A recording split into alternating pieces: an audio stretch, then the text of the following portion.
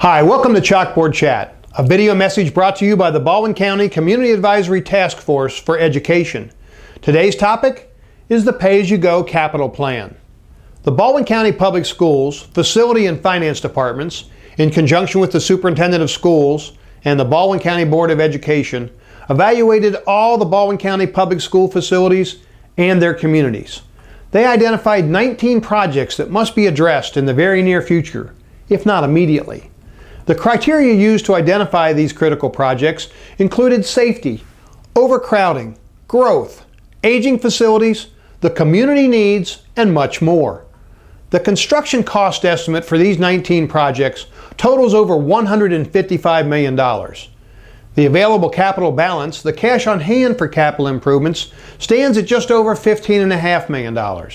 You don't need to understand Common Core math to know that this represents a real problem. A 30-year bond for $155 million would cost over $80 million in interest over the life of that bond. That's the year 2046. We've already demonstrated as citizens of Baldwin County that we're not interested in any more long-term bonded debt for our school systems. Here are those 19 projects spread across this map of Baldwin County. The Facilities and Finance Departments categorize these 19 projects into 4 phases. But the problem is they are not prioritized by immediate need. The phases are based on how much money is on hand. So while there is money for Phase 1, and that's why it became Phase 1, there are no revenue funds available for Phase 2, 3, and 4, and there's none on the immediate horizon either. Here are those projects as identified in color coding by the phases we just discussed. What if we could devise a plan that could get us started on these needed projects right away and doesn't indebt our children and our grandchildren for the next 30 years? Are you willing to listen? Keep an open mind and hang on. We believe a great solution would be to partner with local banks as partners in education to arrange short-term financing. Well, what would that look like? First, we need to create a revenue stream that produces a $25 million annual budget line item that is exclusively for capital improvements.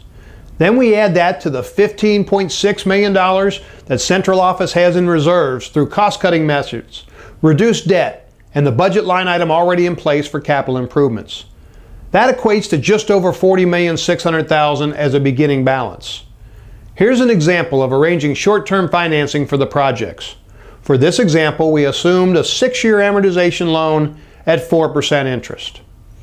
So in the first year, after the $25 million is raised, they can commence on construction on phases 1 and 3. That would mean borrowing $108 million, with an annual debt service of approximately $20 million. Here's what that first year would look like.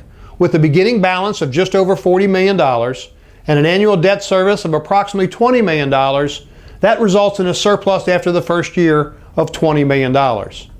In the second year, with that surplus, they could commence construction on Phase 2 and 4, thus borrowing another $47 million, with an additional debt service of $8.9 million. Now we have all the projects underway, totaling $155 million. That's all 19 projects that have been identified. Here's what it would look like amortized over the life of the loan. We've already discussed year 1. In year 2, we have just over $45 million to start the year with. And our debt service has increased to $29.1 million because we've now added phases 2 and 4. Here's the amortization as it continues through the short-term loan. After 6 years, phase 1 and 3, $108 million are paid in full. And after year 7, all $155 million, all 19 projects are paid in full. And there's over $16 million left in surplus. So after 7 years, a tremendous goal has been reached with a nice surplus for whatever needs lie ahead. Let's look at the total cost of this financing. It would cost just over $19 million to finance the $155 million in projects.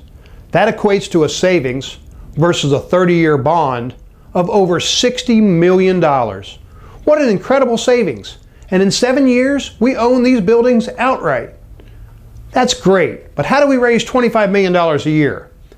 Well, we recommend the consideration of a 1/2 cent sales tax.